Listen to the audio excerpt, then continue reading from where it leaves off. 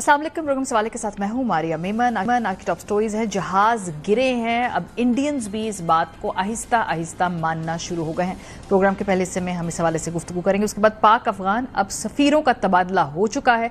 दोनों ममालिक के दरमियान जो बर्फ है वो थोड़ी पिघली है।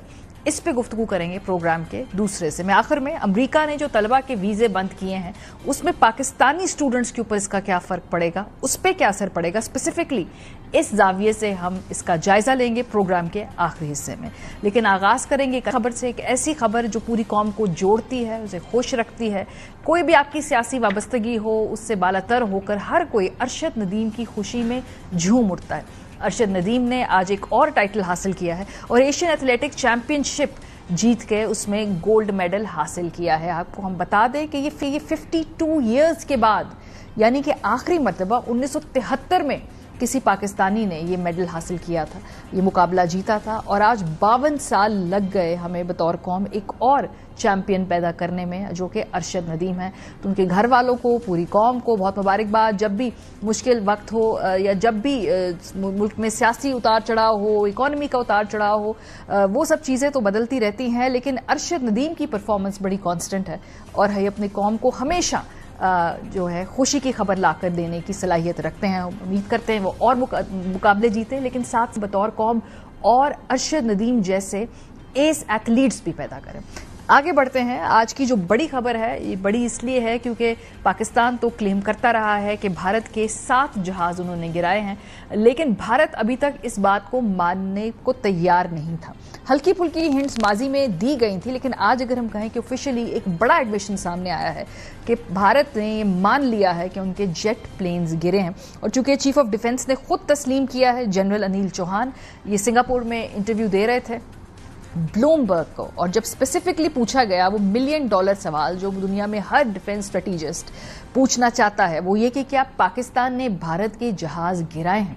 तो जवाब में जनरल साहब ने कहा कि गिराए हैं ये सवाल इंपॉर्टेंट नहीं है, वो गिराने के बाद हमने क्या किया और क्यों गिरे, ये ज्यादा इंपॉर्टेंट है। सुनिए जनरल चौहान का मौकफ। General, there's still one unanswered question, and that is whether or not Pakistan downed an Indian jet. I think what is important is that not the jet being down, but why they were being down. A jet, at least one jet was downed? Yeah, why they were.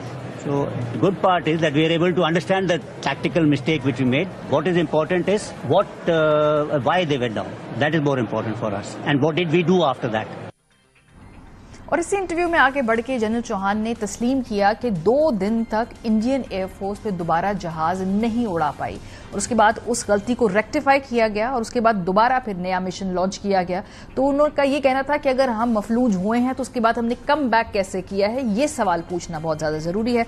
और ये सवाल पाकिस्तान नहीं सिर्फ पूछ रहा, इसके अलावा दुनिया भर में जो इंडिपेंडेंट सोर्सेज हैं वो ये सवाल पूछ रही हैं। भारत के अंदर खुद जो उनकी सियासी ऑपोजिशन है या जो क्रिटिकल थिंकर्स हैं, ये सवाल पूछ रहे हैं कि भाई कितने जहाज गिरे थे। कल सुब्रमण्यम, जो कि बीजेपी से इनका ताल्लुक है, स्वामी सुब्रमण्यम, उन्होंने इसका जवाब दे दिया और पहली दफा ये ऑन रिकॉर्ड तस्लीम कर लिया कि 5 जहाज गिरे। लीडर ऑफ अपोजिशन ने एक बात बोली कि हमारे जहाज गिरे हैं, कितने गिरे हैं बताइए। 5 पाकिस्तान ने अपने जहाज को बेचकर गिराया था। हमारा फ्रांस के जो थे वो उतना बढ़िया नहीं थे हवाई जहाज है, उन्होंने 5 को गिराया था। आपका मतलब रफेल ने अच्छा काम नहीं किया? रफेल में तो पर्याप्त नहीं है हमारे देश के लिए। उसमें क्या क्या भ्रष्टाचार हुआ ये तो दूसरी बात है। मोदी रहते हुए हम इस पर जांच नहीं कर सकते क्योंकि होने नहीं देगा वो। మోడీ గారు తెచ్చిన రాఫెల్ యుద్ధ విమానాలు మన పాకిస్తాన్ కూల్చింది. ఎన్ని కూల్చిందో రాఫెల్ గురించి చెప్పమంటే ఈ రోజు చర్చ లేదు. ఈ రోజు మన దేశం కాదని ఇతర దేశాల నుంచి రాఫెల్ యుద్ధ విమానాలను కొనుగోలు చేసిన మోడీ గారు మీరు జవాబు చెప్పండి. మన పాకిస్తాన్ తో జరిగిన యుద్ధంలో ఎన్ని రాఫెల్ యుద్ధ విమానాలు పాకిస్తాన్ నేలగూల్చిందో మీరు లెక్క చెప్పండి. शशांक जोशी, जो कि द इकोनॉमिस्ट के डिफेंस एडिटर है, आज जब ये एडमिशन सामने आया जनरल चौहान का, तो उसके बाद उनकी राय ये थी कि उनकी एस्टिमेट ये है, उनकी जो रीडिंग है, उनकी जो अंडरस्टैंडिंग है शशांक जोशी की, वो कहते हैं कि जी पाकिस्तान ने तकरीबन 5 के करीब भारतीय तैयारों को, कुछ को कंप्लीटली, कुछ को कुछ पार्ट्स को नुकसान पहुंचाया है और उसकी वजह यह थी कि भारतीय तैयारों के पास मुनासिब आर्मामेंट नहीं था। और उन्होंने अग्री किए जनरल चौहान के साथ कि ये भी इम्पोर्टेंट नुक्ता है कि जब ये आपने जहाज गिराए हों तो उसके बाद अब कितना क्विकली आपने अडेप्ट किया है। सो इंडिपेंडेंट एनालिस्ट जो है उनका एस्टिमेट 5 के करीब जहाजों का है। लेकिन ये सवाल बार बार पूछा जा रहा है, 22 दिन बाद भी उन तैयारों की तादाद बताने से गुरेज कर रहे हैं। 12 मई को भी ये सवाल एयर मार्शल A.K. भारती से पूछा गया था और तब भी उन्होंने ये गोल मोल जवाब दिया था कि अभी हम हालत में जंग में हैं, अभी हम बता नहीं सकते हैं। जरा सुनिए। We are in a combat scenario and losses are a part of combat. Details, what could have been, how many numbers, which platform did we lose? You know, at this time, I would not like to comment on that. ऐसा हुआ करता है जब किसी भी मुल्क की जो आर्मी है वो उसकी मुल्क की क़यादत यानी इन दिस केस मोदी के पॉलिटिकल एम्बिशंस को फॉलो कर रही हो या उसको सपोर्ट कर रही हो। बहरहाल जी, राफेल पे फ्रांसीसी फौज का मौक़िफ़ पहली मरतबा आया है इस हफ्ते और जाहिर सी बात है 22 तारीख से सब लोग कुरेद कर मालूमात हासिल कर रहे हैं। सो ये मौक़िफ़ क्या कहता है? 27 मई को फ्रांसीसी फौज के तर्जुमान ने पाक भारत जंग में राफेल की तबाही के हवाले से कहा कि तफसीलात अभी गैर यकीनी है और बहुत से पहलू तस्दीक तलब हैं। उन्होंने कहा कि राफेल हमारे लिए बड़ा अहम है। उसकी कारकर्दगी के हवाले से फ्रांस सूरत हाल को बगौर देख रहा है और अपने शराकतदार भारत के साथ राब्ते में। फ्रांसीसी फौज के तर्जुमान का कहना है कि अगर राफेल के मार गिराए जाने की रिपोर्ट दुरुस्त साबित हुई तो ये इस जहाज की 2 दहाइयों की ऑपरेशनल सर्विस के दौरान ये पहला वाकया होगा। अब राफेल डील्स दुनिया भर में हो रही हैं, कुछ लिम्बो में हैं, कुछ इंटरमीडिएटली स्टेज पर थी। अब इंडोनेशिया ने जो राफेल तैयारे खरीदने थे उस डील को लॉक करने के लिए खुद प्रेसिडेंट मैक्रोन को जाना पड़ा। वो खुद वहां गए और फिर जाकर उन्होंने उसको स्मूथ आउट किया क्योंकि कुछ तशवीश थी इंडोनेशिया के अस्करी हलकों में इस हवाले से, तो मैक्रोन को खुद जाकर वहां पर इस डील को लॉक करना पड़ा है। डिप्लोमेसी के हवाले से भी अगर हम देखें तो भारत में इस वक्त बहुत ज़्यादा चैलेंजेस हैं, लेकिन अगर हम उनके कोई पुराने जनरल्स की बात करें जो स्ट्रेटेजिस्ट भी हैं, जो बहुत पाकिस्तान को पसंद नहीं करते हैं, बड़ा एंटी पाकिस्तान स्टांस रखते हैं, फॉर एग्जांपल जनरल बख्शी की अगर हम बात करें, उनका बयान अगर हम चलाएं जिसमें उन्होंने इस बात को तस्लीम किया कि पाकिस्तान ने बहुत अग्रेसिवली रिएक्ट किया, बहुत सारे हिसाब बराबर किए, अगली बार भारत को सोचना होगा अटैक करने से पहले। ये छोटा मोटा युद्ध नहीं हुआ है साहब। 21वीं सदी में इससे बड़ी एयर बैटल्स नहीं हुई हैं अब तक। पूरी एस्केलेशन, डोमिनेंस और कंट्रोल एक तरफ से सुपुर्द कर दिया गया पाकिस्तान को कि तुम फैसला करोगे कहां तक जाना। 7 तारीख को हो क्या रहा था जनाब? 7 तारीख को हमला तो हो चुका था साहब, आधे घंटे में। हमारे क्रूज मिसाइल, हमारे ब्रह्मोस, हमारे स्पाइस, हमारे हैमर ग्लाइड बॉम्ब निस्तना भूत कर दिए, सारे पुराने हिसाब बराबर कर दिए एक बार में। धीरे धीरे समझ आया साहब कि हमारी एयरफोर्स ने वो नहीं बताया शुरू। अगली बार हमको सोचना पड़ेगा कि इस टाइप का कंस्ट्रेंट हमें लेना चाहिए कि नहीं लेना चाहिए। पाकिस्तान में एक पेज की बात की जाती है, जब इस तरह की जंगी सूरत हाल हो तो वो एक पेज की बड़ी अफादियत होती है। जो सिंगल पेज था इसका फुकदान था भारत के अंदर, जो वहां पे सिविलियन लीडरशिप थी और जो वहां पे मिलिट्री रिलेशनशिप थी, उनके दरमियान वाज़े गैप नजर आ रहा था। इसकी मिसाल आपको ये बताते हैं कि हिमाचल के वजीर आला ने ये क्लेम किया कि जब वहां पे पॉलिटिकल लीडरशिप सीज फायर का जिक्र कर रही थी, सीज फायर के करीब आना चाहती थी, तो मिलिट्री लीडरशिप इससे बेखबर थी। सीज फायर हुआ, दुख इस बात का है कि तीसरी शक्ति आकर ट्विटर पर यह कहती है कि मैंने युद्ध समाप्त कर दिया, लेकिन जब युद्ध समाप्ति की बारी आई, तीनों सेनाओं के जो जनरल थे उनको विश्वास में न लेकर तीसरे देश के राष्ट्रपति युद्ध को समाप्ति की बात करते हैं। प्रोग्राम के पहले हिस्से में air commodore retired Khalid Chishti साहब हमारे साथ मौजूद हैं। बहुत शुक्रिया चिश्ती साहब हमें ज्वाइन करने के लिए। एक एक करके आपसे सवाल पूछते हैं। सबसे पहली बात तो ये कि भारत ने ये जो जनरल चौहान ने कहा कि 6 तैयारे नहीं गिराए, तो ये जब उनसे स्पेसिफिकली पूछा गया कि पाकिस्तान कह रहा है कि 6 तैयारे गिराए, उनका ये फैक्चुअली इनकरेक्ट इन्फॉर्मेशन है। और इसके साथ साथ उन्होंने तैयारों की तादाद नहीं बताई। वो इंटरव्यूअर पूछ रही थी 1 है, 2 है, 3 है, she was throwing numbers there, लेकिन वो घुमाते रहे। ये एडमिशन कितना बड़ा और कितना इंपॉर्टेंट है आज जो उनके सीडीएस ने किया? थैंक यू मारिया, आपका और आपके चैनल का मुझे इनवाइट करने का। देखिए, ये बिल्कुल अब चीजें ऑब्वियस होती जा रही हैं। जिस तरह वेग और धुंधला सा जवाब हर एक जगह दिया जा रहा है, पॉलिटिशियन दिए जा रहे हैं, ये कब तक चलेगा? ये टाइम बार्ड है। टेक्नोलॉजी इतनी एडवांस हो गई है, सेंसर्स इतने एडवांस है, वीडियो रिकॉर्डिंग, सैटेलाइट्स, इतने सोर्सेज अब हो गए हैं। हिंदुस्तान के जो सबसे बड़े क्लाइंट ऑब्वियसली राफेल के, फ्रांस को बहुत फिक्र है और वो भी बड़े कीन है, और उन्होंने 26 जहाज अभी इंडियन नेवी के लिए देने हैं। मसलेतन वो चुप है बिकॉज उनकी डील खतरे में पड़ सकती है। तो ये सारा कुछ करने के बावजूद ये टाइम आएगा, चंद दिनों में ये सारी चीजें अनफोल्ड होना शुरू हो जाएगी, और 5 जहाज तो वो ऑफिशियली मानना शुरू हो गए हैं। और जो अब भी से अगर के डिनाई ना करते, अब आपका मैं इंट्रो में सुन रहा था, वो कह रहे हैं हमने गलतियां अपनी पकड़नी है। देखिए, जंग में भी गलतियां पकड़ते हैं कभी आप जंग से पहले पकड़ते हैं अपनी गलतियां। दैट्स द ट्रेनिंग, दैट्स आपकी रेडीनेस होती ही कॉम्बैट रेडीनेस है। अभी 30 मई को सिर्फ 2 दिन पहले AP सिंह जो एयर चीफ मार्शल इंडिया के, हम एक और सेमिनार में क्या कह रहे थे, वो कह रहे थे you have to be now ready to be future ready. अब ये नाउ कब है फ्यूचर? तो आज सीखेंगे आप। मैं तो पाक फिजाइया देख रहा हूँ माशाल्लाह कई सालों से नाउ रेडी है फॉर द फ्यूचर रेडी। जब टेस्ट आया तो पाक फिजाइया ने कभी ये नहीं कहा कि अभी हमने ये वर्कआउट करना था, हमने गलतियां सीख ली हैं। कभी ये हो सकता है कि जंग हो रही है और आप पूरा फ्लीट डाउन ग्राउंड कर दें पूरा राफेल। क्या पाक फिजाइया के मुकाबले में जब हमारे जहाज यहाँ 8 तारीख के बाद उड़ रहे थे सुबह, तो पूरी ऑलमोस्ट फील्ड सारी वहां से कोई फ्लाइंग नहीं हो रही थी। आप चेक करवा लें वो क्यों नहीं उड़ रही थी। आया एक राफेल के 36 जहाजों के फ्लीट होने से बाकी जो 950 जहाज है उनका या 900 जहाज है वो कहां था? ये मैं सवाल आपसे पूछना चाह रही हूँ साहब, क्योंकि इस इंटरव्यू में जनरल चौहान ने ये कहा कि 2 दिन तक हमने फिर तैयारे नहीं उड़ाए। तो 2 दिन तक ये तैयारे क्यों नहीं उड़ सके? देखिए, खराबी 900 जहाजों में नहीं हो गई थी, राफेल शूट डाउन हुए थे ना, तो उसका मतलब है राफेल 3 सबसे ज्यादा शूट डाउन हुए थे। तो राफेल को आप टेस्ट करने के लिए कोई वजह समझ सकते हैं। और आया पीस टाइम में आपको सिर्फ पता चला। मैं आपके व्यूअर्स की दिलचस्पी के लिए इसका रिकॉर्ड, सेफ्टी रिकॉर्ड मैं पेश कर देता हूँ राफेल का। 2001 में फ्रेंच नेवी में ये इंडक्ट हुआ पहली दफा, 24 साल पहले तकरीबन ये जहाज इंडक्ट हुआ। 290 जहाज इस वक्त ऑपरेशनल है जिस दुनिया भर में, जिसमें से 220 फ्रांस के अपनी पास ऑपरेशनल है। दैट मीन 70 दुनिया के दूसरे मुख्तलिफ दुनिया में है। इजिप्ट के पास है, कतर के पास है, इंडोनेशिया के पास है, क्रोएशिया के पास है। ये मुल्क ऑपरेट कर रहे हैं 70 जहाज। मैं एक्सीडेंट रेट आपको बता देता हूं, जो परेशानी का बायस उनके लिए शायद बन गया कि इतने टेक्निकली जल्दी। आज तक 9 राफेल मुख्तलिफ एक्सीडेंट्स में लूज हुए हैं, क्रैशेस हुए हैं। कॉम्बैट में आज तक नहीं मारा गया।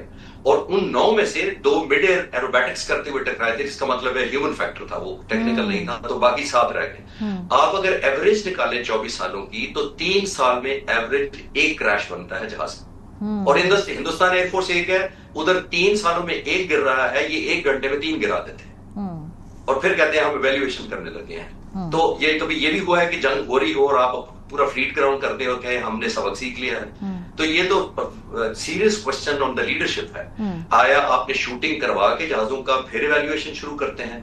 कमाल तो लीडरशिप का होता ही यही है कि आप इस टाइम में इवैल्यूएट करते हैं नियर रियल। लेकिन इसमें वो टैक्टिकल एरर की बात भी कर रहे हैं, जिसमें जो बात जनरल चौहान ने कही, उन्होंने कहा जी शुरू में हमारे से टैक्टिकल गलती हुई, लेकिन हमने कम बैक किया और फिर हमने 2 दिन बाद जाकर वो जो ड्रॉप किए हैं मुख्तलिफ शहरों के ऊपर हमारे एयर बेसिस को निशाना बनाया, उन्होंने कहा हमने वो रिकवर कर लिया था।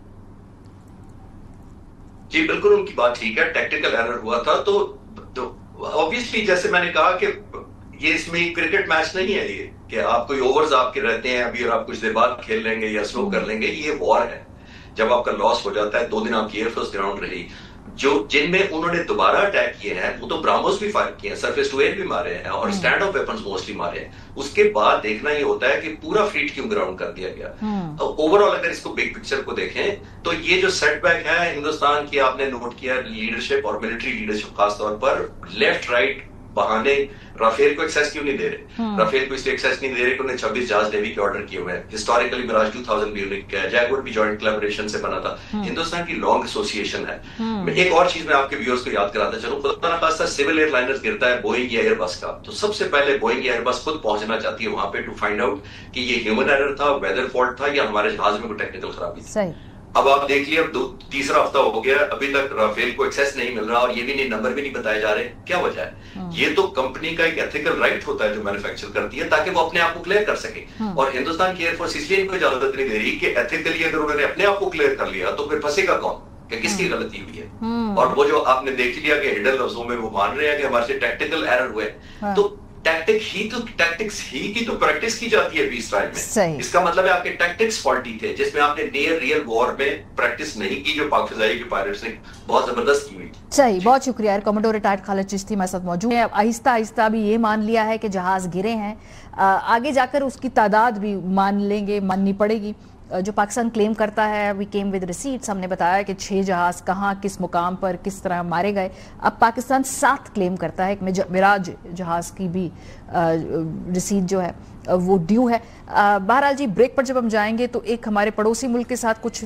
बर्फ पिघल रही है। अफगानिस्तान के दरमियान जो डिप्लोमेटिक रिलेशनशिप है पाकिस्तान के साथ, वो थोड़े बेहतर हो रहे हैं। इस पे बात करेंगे ब्रेक के बाद, हमारे साथ रहिए। Welcome back. अफगानिस्तान के साथ ताल्लुकात में आज इस दफ़ा बहुत बड़ा ब्रेक थ्रू हुआ है ओवर द वीकेंड। 4 साल बाद काबुल में पाकिस्तानी सफ़ीर की तैनाती हुई है, वाइस वर्सा। इससे पहले जो दोनों ममालिक के ताल्लुकात थे वो सर्द महरी का शिकार थे। और ये कल पाकिस्तान की तरफ से बाज़ाब्ता तौर पर फॉरेन मिनिस्टर और डिप्टी प्राइम मिनिस्टर इसहाक डार साहब ने ट्वीट करके नोटिफाई किया कि पाकिस्तान अपग्रेड कर रहा है अपने रिलेशनशिप काबुल के साथ, और वहाँ से भी ऐसा ही एक जेस्चर मिलेगा। और उसके बाद हमने आज देखा कि काबुल ने भी जवाबी इकदाम किया है। अफगान वजारत खारजा ने के मुताबिक अफगान तालिबान हुकूमत ने पाकिस्तान का अफगानिस्तान में सफ़ीर तैनाती के इक़दाम का खैर मकदम करते हुए इस्लामाबाद में मौजूद अपने नाज़िमुल उमूर को सफ़ीर के दर्जे पर तरक्की देने का ऐलान कर दिया है। अफगान वजारत खारजा के बयान में कहा गया कि इक़दाम दोनों बरादर ममालिक के दरमियान ताल्लुकात के फ़रोग की राह हमवार करेगा।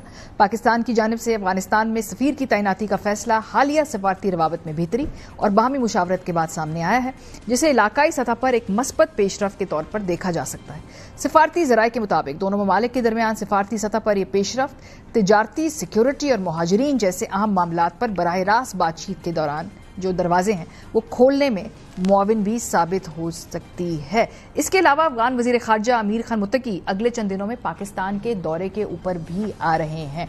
21 मई को याद रहे एक तस्वीर बीजिंग से जारी हुई थी जिसके अंदर तीनों फॉरेन मिनिस्टर पाकिस्तान, अफगानिस्तान और चीन के खड़े थे और इजहार यकजहती कर रहे थे, और उसकी फुटेज भी, वीडियो भी आप देख सकते हैं। काफ़ी तशवीश इससे हमने देखा दुनिया भर में मुख्तलिफ सफारत खानों में फैली। अब हम देख रहे हैं कि सी पैक में शमूलियत के हवाले से भी उन्हें कहा जा रहा है। सईदुल्लाह सईद जो है अफगान तालिबान की हुकूमत के तर्जुमान, वो ये कह रहे हैं कि पाकिस्तान में अब लड़ना जायज़ नहीं है। अफगानिस्तान की तालिबान हुकूमत ने फितनल खवारिज को पाकिस्तान में कार्रवाइयों पर खबरदार करते हुए कहा है कि अमीर के हुक्म के खिलाफ किसी भी मुल्क खुसूसन पाकिस्तान में लड़ना जायज़ नहीं है। तालिबान कमांडर सईदुल्लाह सईद ने कहा कि मुख्तलिफ ग्रुपों में शामिल होकर बैरूनी मुल्क जहाद करने वाले मुजाहिद नहीं। उन्होंने कहा कि जहाद का ऐलान या इजाज़त सिर्फ रियासती अमीर का इख्तियार होता है, किसी गिरोह या फर्द का नहीं। रियासती क़यादत पाकिस्तान न जाने का हुक्म दे चुकी है, इसके बावजूद जाना दीनी नाफरमानी है। तालिबान कमांडर ने वाज़ेह कर दिया कि जिहाद के नाम पर हमले करने वाले शरीयत और अफगान इमारात दोनों के नाफरमान हैं। प्रोग्राम के सिलसिले में हमारे साथ ताहिर खान साहब मौजूद हैं, तज्ज़ियाकार हैं, माहिर अमूर बराए अफगानिस्तान। इफ्तिखार फरदौस साहब सीनियर सहाफ़ी, सिक्योरिटी एनालिस्ट और ARY फैमिली का हिस्सा हैं। बहुत शुक्रिया इफ्तिखार हमें ज्वाइन करने के लिए। और ताहिर साहब, मैं आपसे इसलिए आगाज़ करूंगी, पिछले हफ्ते आप मेरे प्रोग्राम पे थे और आपने कोई दिलचस्प बातें हमें बताई थी, और आपने ये भी कहा था कि इसमें मजीद ब्रेक थ्रू भी होगा, मजीद बर्फ भी पिघलेगी। आप ये भी हमें ऑलमोस्ट बताकर गए कि जो सुफरा हैं ये अब नाज़िमुल उमूर से एलिवेट होकर प्रॉपर डिप्लोमेटिक अपग्रेडेशन होने वाली है दोनों ममालिक के ताल्लुकात के दरमियान। तो ये कितना अहम है इस मौके पर, और ये सवाल जो सबसे ज्यादा पूछा भी जाता है कि कितना देर पा है, ये भी एक सवाल है। बहुत शुक्रिया। देर पा की तो मेरे ख्याल में इंतजार करना पड़ेगा, लेकिन चूंकि अब बाज़ाब्ता ऐलान हो गया है पाकिस्तान से, फिर तालिबान हुकूमत ने भी कर दिया है, तो ये खुशाइंद है। और कुछ लोगों का ख्याल है कि यह पहले होना चाहिए था। चीन का रोल इसमें बहुत अहम है कि उन्होंने कन्विंस किया है। जो से फरीकी इजलास हुआ था गैर रस्मी चीन में, तो चीन के वज़ीर ख़ारिजा ने उस वक्त ऐलान किया था कि पाकिस्तान और तालिबान दोनों एग्री कर गए हैं कि जो डिप्लोमेटिक लेवल है, सतह है, उसको बढ़ाने का। तो मेरे ख्याल में, क्योंकि जब आपका सफ़ीर होगा, एक तो फॉर्मली वो क्रेडेंशियल असनाद पेश करेगा एक सदर मुमलिकत को या जो हुकूमत के सरबराह होंगे, और चीन वाहिद पहला मुल्क था कि जिन्होंने तालिबान के सफ़ीर को 2024 में वेलकम किया और उसने असनाद पेश की, बिलाल करीमी ने, जो कि अभी भी वहाँ है।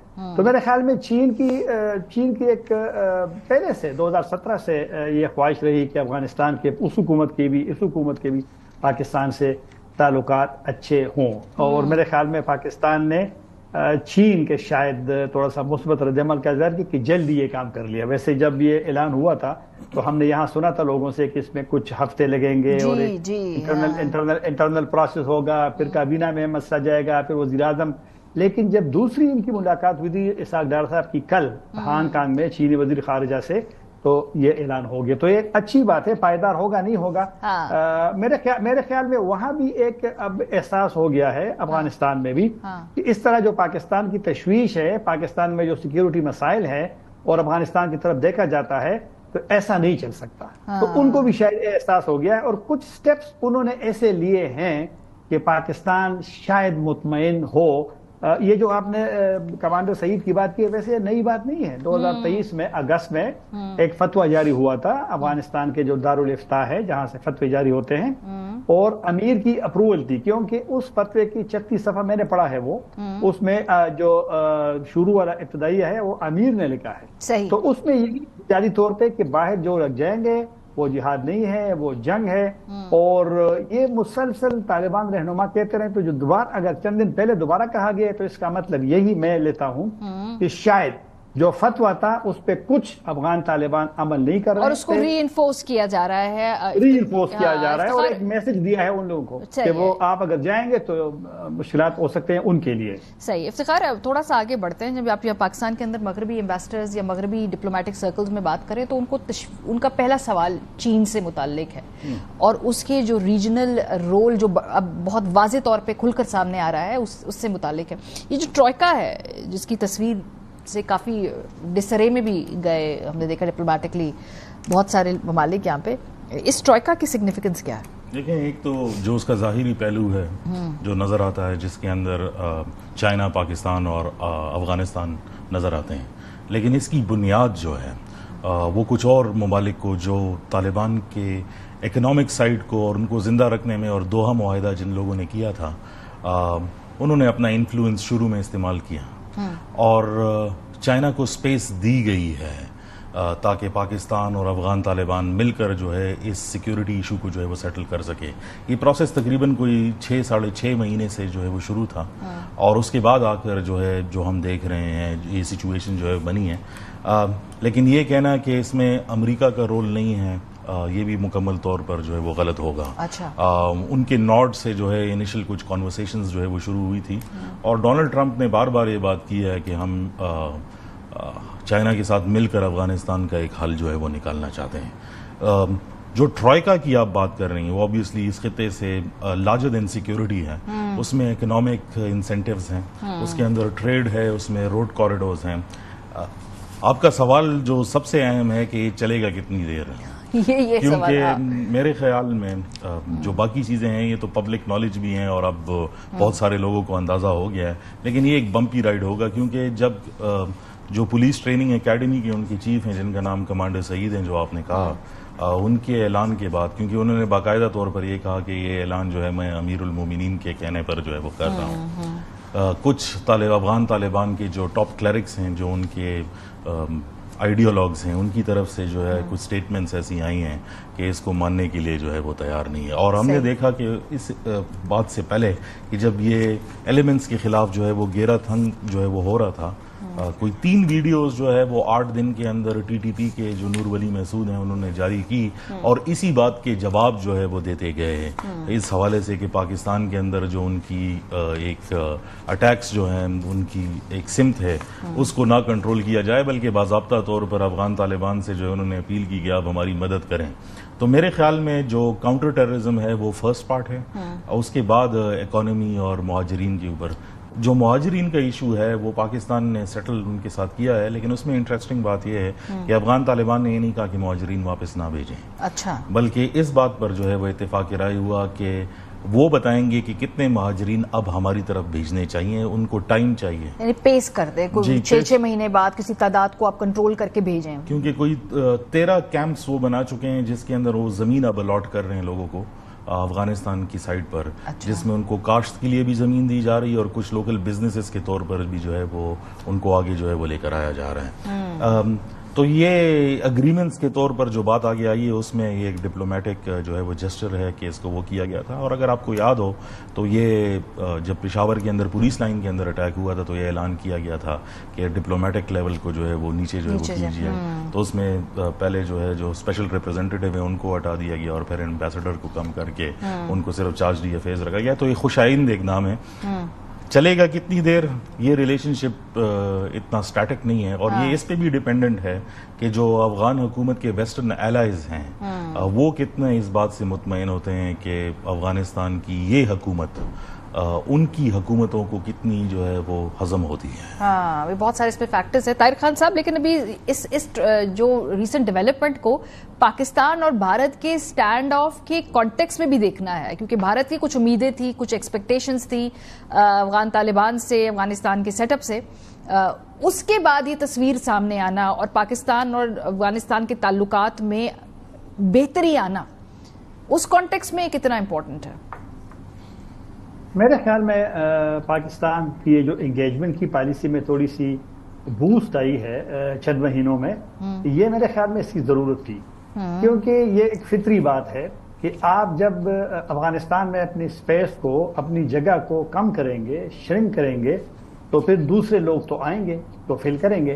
तो ये मेरे ख्याल में अच्छी बात है कि पाकिस्तान, क्योंकि एंगेजमेंट चीन की बात हम कर रहे हैं ना जी, चीन भी कंसर्न है क्योंकि उनके लोग भी अफगानिस्तान में वो कहते हैं कि मौजूद है। और चीन जरा इससे ज्यादा कंसर्न है कि उन्होंने काफी अरसे बाद सिंकियांग सूबे को एक लिहाज से वहां पे अमन कायम किया है और कंट्रोल है वहां। बहुत आपको अगर आप देखें तो काफी सारे वहां हमले होते रहे। और अब चूंकि वो वाखान कॉरिडोर की भी बार बार बात हो रही है, तो तालिबान की तो ख्वाहिश है, लेकिन चीन विलिंग उस वक्त होगा कि जब वो मुतमईन होगा कि सिक्योरिटी, क्योंकि वो जो रूट है वो बड़ा कॉम्प्लिकेटेड है और इसलिए चीन हसास है। लेकिन चीन ने एंगेजमेंट को फोकस किया है और इसलिए मैंने कहा कि वो वाहिद पहला मुल्क था कि जिन्होंने तालिबान के सफीर को एक्सेप्ट किया और अपने फुल सफीर को अफगानिस्तान भेजा था। और उन्हीं की इनिशिएटिव है कि पाकिस्तान और अफगान तालिबान ये करीब हो गए हैं। तो भारत का, आपने भारत की बात की है, भारत मेरे ख्याल में तालिबान के साथ उनका एक कॉन्टैक्ट 2018 से उस वक्त एस्टेब्लिश हुआ जब मॉस्को फॉर्मेट के नाम से रूस ने मुज़ाकरात का आगाज किया था। और वो 2018 में चूंकि कतर में तालिबान और अमेरिका के मुज़ाकरात शुरू हो गए थे, तो इस मसले का एक हल की तरफ जाना था। तो रूस ने कहा कि वो क्यों पीछे रहे, तो पॉलिटिकली उन्होंने तालिबान पॉलिटिकल ऑफिस को इनवाइट किया था। और उस वक्त पॉलिटिकल इनवाइट जो तालिबान के कतर से गए थे, उस वक्त इंडिया भी वहां मौजूद था। एक लिहाज से उनका एक सिलसिला शुरू हुआ था। लेकिन कुछ चंद सालों में जब भारत शायद देख रहा था कि पाकिस्तान और तालिबान अब एक दूसरे से दूर होते जा रहे हैं, तो वो फिर करीब होने की कोशिश इंडिया ने की है और काफी हद तक वो कामयाब इसलिए हुआ है। 2023 में न्यू दिल्ली में अफगानिस्तान का सफारतखाना जब बंद हुआ था, उस वक्त के जो मामून ज़े उसके सफीर थे, उन्होंने कहा कि इंडियन गवर्नमेंट ने हमारे वीजे नहीं लगवाए, 2 महीने इंतजार करके उन सफारतखाना में चले गए। तो ये इंडिया के एक मैसेजिंग करनी थी अफगान तालिबान को। फिर मुंबई की जो कॉन्सुलेट खाली हुई थी वो तालिबान के बंदे को उन्होंने हवाले कर दी। ठीक है, इंडिया और अफगानिस्तान करते रहेंगे, लेकिन हमें तो अपनी पाकिस्तान की फिक्र है। ये बात ठीक कर रहे हैं। मैं इसी को थोड़ा, हाँ, हमें अपना नेशनल इंटरेस्ट देखना है, हमें अपना नेशनल इंटरेस्ट देखना है। क्विकली आखिरी सवाल वो ये है कि जब इस तरह से ताल्लुकात हम देख रहे हैं कि अपग्रेड होंगे, मुलाकातें भी होंगी, बहुत सारी कोर चीज़ों के ऊपर एग्रीमेंट भी हो रहा है, तो जो पाकिस्तान को ईस्टर्न वेस्टर्न दोनों बॉर्डर्स के ऊपर एक वक्त पे स्ट्रेस्ड आउट थे, सिक्योरिटी पैराडाइम से अगर हम देखें तो इसका वेस्टर्न बॉर्डर पे क्या पाकिस्तान को थोड़ा सा एक स्पेस मिलेगी? क्योंकि अभी ईस्टर्न बॉर्डर अभी भी जैसे कहते हैं मुकम्मल तौर पे हम उससे बेफिक्र नहीं है। देखें, ईस्टर्न बॉर्डर का प्रॉब्लम हमेशा से रहा, बल्कि जो कबायली इलाका जात के अंदर, इवन बलूचिस्तान के अंदर जो रिफॉर्म्स हुए वो सब के सब जो है वो ईस्टर्न बॉर्डर को देखते हुए जो है वो की गए थे। क्योंकि ये एक्सपेक्टेड था कि ये क्लैश पॉइंट बनेगा, वो बन गया। और ये एस्केलेशन तो अगले 5 सालों में भी कम होते हुए जो है वो नजर नहीं आ रही। लेकिन ये कहना कि वेस्टर्न बॉर्डर के ऊपर या सदर्न बॉर्डर के ऊपर जो है मसला जो है वो इतनी जल्दी खत्म हो जाएगा, ये लगता नहीं है। इसका स्ट्रेस जो है वो रहेगा। अब जहां तक सिक्योरिटी पैराडिम के हवाले से ओवरऑल अगर आप देखें तो मेरे ख्याल में इंडिया की मूवमेंट्स अफगानिस्तान के अंदर फिनोमिनल है। उसकी ऑप्टिक्स बहुत हैं, ग्राउंड रियलिटीज बहुत कम है। और सेकेंडली ये एक सिमेट्रिकल शेप में नहीं है, यानी ये एक नेचुरल एलाइज नहीं बन सकते। मेरे ख्याल में इंगेजमेंट, इंडिया विज़-वी इंगेजमेंट ईरान जो है वो बहुत इंपॉर्टेंट है पाकिस्तान के लिए। और मेरे ख्याल में जो हालिया विजिट्स हैं उसके अंदर जो ईरान का विजिट है उसके अंदर ये बातें जो है वो सामने आई हैं। लेकिन ये कहना कि एवरीथिंग इज गुड, मेरे ख्याल में ये बहुत कबल इस वक्त बहुत मराहिल है इसके। बहुत शुक्रिया आप दोनों हज़रात का। ब्रेक पे जाएंगे, जब वापस आएंगे ट्रंप ने इंटरनेशनल स्टूडेंट्स के वीजा पर पाबंदी लगा दी है, इसका पाकिस्तानी स्टूडेंट्स के ऊपर क्या फर्क पड़ेगा, इस जाविये से इसका जायजा लेंगे। ब्रेक के बाद हमारे साथ रहिए।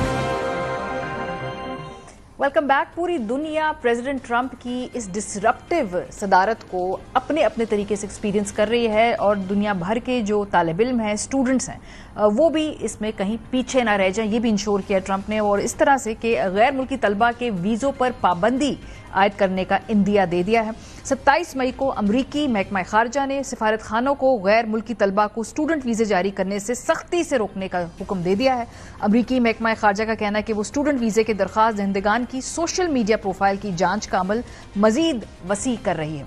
अमरीकी इंतजामिया ने वाजे किया कि मजीद वीज़ा अपॉइंटमेंट जारी नहीं होगा, ताहम जो वीज़ा अपॉइंटमेंट पहले से तयशुदा है वो मामूल के मुताबिक होंगे। 29 मई को अमरीका ने चीनी तलबा के लिए वीज़ा पॉलिसी सख्त करने का फैसला करते हुए कई चीनी तलबा के वीज़े मनसूख करने का ऐलान किया है। अमरीकी वज़ीर ख़ारजा मार्को रूबियो के मुताबिक ये इकदाम कौमी सलामती के तहफ़्फ़ुज़ के तहत उठाया जा रहा है, जिसका इतलाक़ खास तौर पर उन चीनी तलबा पर होगा जिनका ताल्लुक चीनी कम्युनिस्ट पार्टी या उससे मुंसलिक इदारों से होगा। BBC के मुताबिक अमरीकी इंतजामिया के अहकामात एक ऐसे वक्त में जारी किए गए हैं जब डोनाल्ड ट्रंप का अमरीका के कुछ आला तरीन तालीमी इदारों के साथ तनाज़ात जारी है। BBC के मुताबिक अमरीकी सदर का ख्याल है कि इन कॉलेजेस और यूनिवर्सिटीज़ का बाएं बाजू की जानिब बहुत ज़्यादा झुकाव है। अमरीकी सदर ट्रंप का कहना है कि उनमें से कुछ इदारों ने यहूद मुखालिफ रवैये को फ़रोग़ दिया और इम्तियाजी दाखिला पॉलिसियाँ जारी रखे हुए हैं। जो नई वीज़ा पॉलिसी, इसके हवाले से मार्को रूबियो ने क्या कहा, सुनिए। A vigorous new visa policy that will prevent foreign nationals from coming to the United States to foment hatred against our Jewish community. We are holding international organizations and nations accountable for rhetoric against Israel. ये अब किसी से ढकी छुपी बात नहीं है कि असल में तनाज़ा उस वक्त शुरू हुआ जब यूनिवर्सिटीज़ के अंदर जेनज़ियर्स, नई नस्ल ने ज़ायनिस्ट एजेंडे को चैलेंज करना शुरू किया और अपनी हुकूमतों से सवाल पूछने शुरू किए। और फिर 23 मई को ट्रंप ने हार्वर्ड यूनिवर्सिटी में बैनुल अक़वामी तलबा पर पाबंदी लगाने का ऐलान किया। इसके जवाब में हार्वर्ड यूनिवर्सिटी अपने स्टूडेंट्स के साथ खड़ी। उन्होंने कहा कि अगर इंटरनेशनल स्टूडेंट्स ना हो तो हार्वर्ड रहती नहीं है। फिर एज एक्सपेक्टेड ये मामला गया अदालतों में और 29 मई को अदालत ने ट्रंप के इस फैसले को मुअत्तल किया। एज वी स्पीक इस पे स्टे है और अदालत ने यह कहा है कि दोनों फरीक अपना जो मामला है वो बाहमी रजामंदी से इसको हल करें। ये तो हो गई कि बड़े तबके पे जो बहुत बड़े नौयत के पाबंदियां लगने जा रही हैं स्टूडेंट्स पे, लेकिन इससे दुनिया भर की एलीट भी अफेक्ट हुई है और वो भी इसके जो असरात हैं उसको देख रही है। फॉर एग्जाम्पल मैं खबरें देख रही थी, बेल्जियम की प्रिंसेस जो शहजादी हैं वो अमेरिका की यूनिवर्सिटी में पढ़ना चाहती हैं, लेकिन अब चूंकि वो फॉरेन स्टूडेंट्स पे बैन लग गया है तो खदशा ये है कि गालिबन उनकी भी पढ़ाई कहीं बीच पे रह जाएगी। इसके अलावा कनेडियन वजीर आजम की बेटी भी, हमें मालूम है कि ट्रंप और कनाडा के दरमियान जो इस वक्त एक बहुत ही फ्रेंडली बैंटर होता है, उसमें कनेडियन प्राइम मिनिस्टर की बेटी जो है वो भी इस लड़ाई के बीच में आ गई हैं। उनके एडमिशन्स का भी मसला है। अच्छा, एक चीनी सदर की बेटी के हवाले से एक पॉडकास्टर ने दावा की कि गालिबन वो भी अमरीकी यूनिवर्सिटी के अंदर पढ़ रही हैं, उनको डिपोर्ट करना चाहिए। ये गालिबन सिर्फ फिलहाल इंडिया ने इसको स्टोरी को उठाया है, लेकिन वो ये अमरीकी पॉडकास्टर दावा कर रही हैं, लॉरा लूमर उनका नाम है। कितनी इस दावे के अंदर सच्चाई है इसको थोड़ा सा ऑडिगिन करना पड़ेगा, लेकिन ओवरऑल डिसरप्शन है दुनिया भर में और इससे जाहिर सी बात है तलबा, उनके वालिदैन परेशान हैं। इंटेलेक्चुअल बहस को एक तरफ कर दीजिए, इकोनॉमी पे कितना कंट्रीब्यूट करती हैं अमेरिका की फॉरेन यूनिवर्सिटीज, उसका एस्टिमेट भी काफी होशरुबा है। $44 बिलियन जो है वो फॉरेन स्टूडेंट्स जब अमेरिका पढ़ने के लिए आते हैं तो वो यूएस इकोनॉमी के अंदर वो कंट्रीब्यूट करते हैं। ये 2023-2024 के स्कूल ईयर के हमारे पास फिगर्स हैं और जब ये यूएस इकोनॉमी से इतनी बड़ी रकम निकलेगी तो जाहिर सी बात है उन अफेक्ट होगा। प्रोग्राम के सिलसिले में हमारे साथ नूरजादे राजा हैं, ह्यूमन राइट्स लॉयर भी हैं और फाउंडर हैं एक्सेस एड पीके की।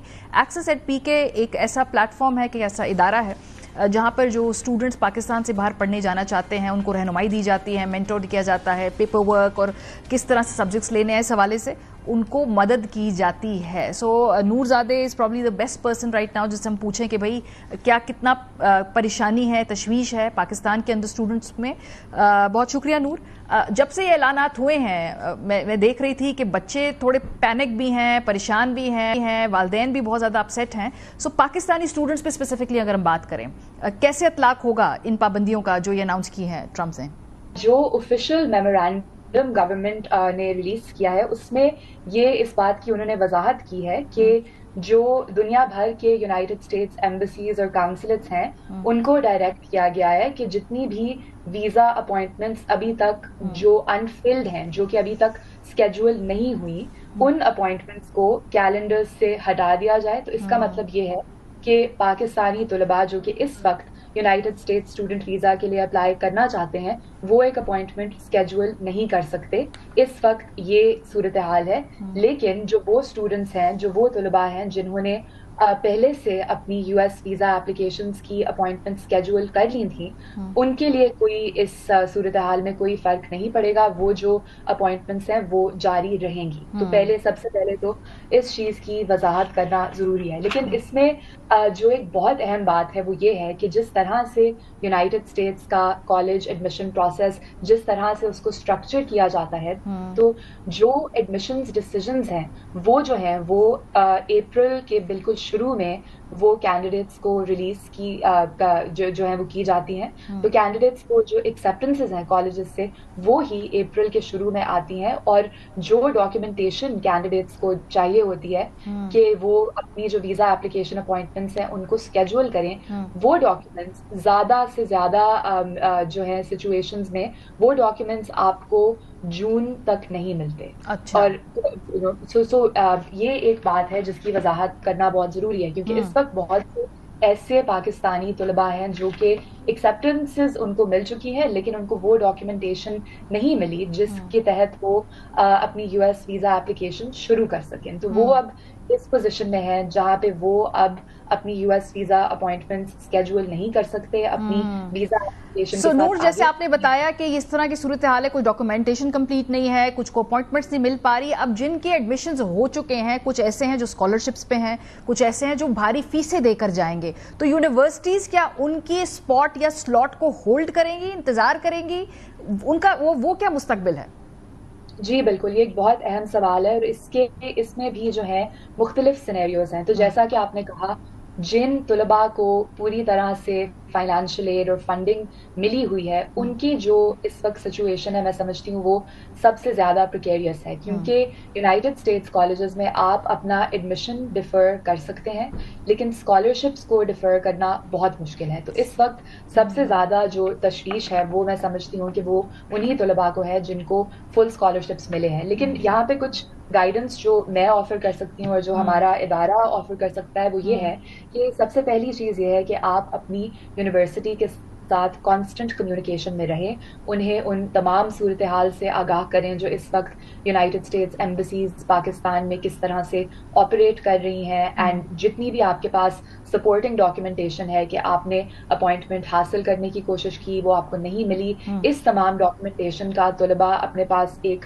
रिकॉर्ड रखें और अपनी यूनिवर्सिटीज से गाइडेंस जो है वो मांगते रहें कॉन्स्टेंटली। बिकॉज इस वक्त जो सिचुएशन है यूएस में यूनिवर्सिटीज बहुत प्रोएक्टिवली कम्युनिकेट कर रही हैं अपने एक्सेप्टेड स्टूडेंट्स के साथ, लेकिन ये चीज जो है इसके ऊपर जो है सर्टेनिटी हासिल करना कि क्या आप अपने स्कॉलरशिप को अगले साल तक डिफर कर सकेंगे, ये सबसे ये तो आप कह रही कम्युनिकेट करें। ये हो गया केस 1। सिनेरियो नंबर 2, वो लोग जो बड़ी भारी फीसें देकर जा रहे हैं यूनिवर्सिटीज के अंदर, उनके स्लॉट का क्या स्टेटस है?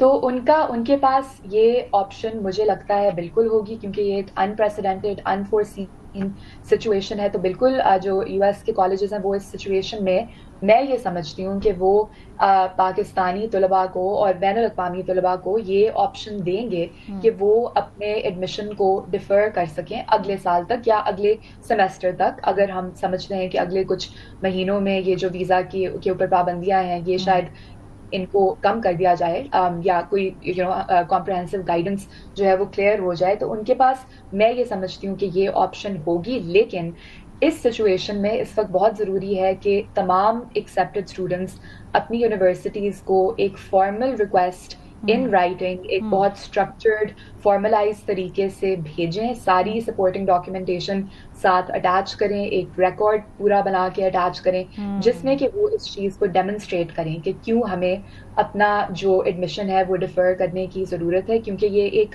बिल्कुल अनप्रेसिडेंटेड सिचुएशन है और ज़्यादा जो यूनिवर्सिटीज़ हैं वो इससे आगाह हैं, लेकिन फिर भी ये एप्लीकेंट्स के ऊपर, हर एप्लीकेंट के ऊपर मैं समझती हूँ कि ये हर एप्लीकेंट के लिए बहुत ज़रूरी चीज़ है। एक और चीज़ मुझे लगता है कि बहुत ज़रूरी है वो ये है कि तमाम एप्लीकेंट्स जिनके पास जिनकी माली हालत ऐसी है कि वो फाइनेंशियल एड और स्कॉलरशिप्स के बगैर जो है आला तालीम हासिल कर सकें, तो मुझे लगता है कि उन तमाम एप्लीकेंट्स को अपनी जो ऑप्शंस हैं वो ओपन रखनी चाहिए। तो अगर आपको और मुल्कों के आला तालीमी इदारों से एक्सेप्टेंसेस आई हुई हैं, आप बिल्कुल उन एक्सेप्टेंसेस को जो है वो अपने पास एक ऑप्शन के तौर पर रखें, बिकॉज इस वक्त हम लोग जून में हैं, यूनाइटेड स्टेट्स का सेमेस्टर शुरू होता है अगस्त में, तो इस वक्त जिन लोगों ने अपने वीजा अपॉइंटमेंट लेटर्स उनके पास मौजूद नहीं है वो एक बहुत प्रिकेरियस सिचुएशन में है। इस यूनाइटेड किंगडम की एक ये भी ऑप्शन है कि कुछ यूनिवर्सिटीज में एडमिशंस अभी भी जो है वो खुले हुए हैं, यूरोप की बहुत सी यूनिवर्सिटीज में खुले हुए हैं। तो अगर आपके पास ये ऑप्शन है कि आप जो है किसी और यूनिवर्सिटी में एडमिशन आपका हुआ है या आप अप्लाई कर सकते हैं, तो ये भी एक रिकमेंडेशन। बहुत शुक्रिया Noor, this is very useful information. और वो वालिदैन, वो स्टूडेंट्स वक्त इस अमल से गुजर रहे हैं, आई होप कि इस सेगमेंट के नतीजे में उनको थोड़ी सी मदद मिली हो। प्रोग्राम का वक्त खत्म हो गया है, अपना फीडबैक हमें देना मत भूलिएगा। ख्याल रखिए, खुदा हाफिज।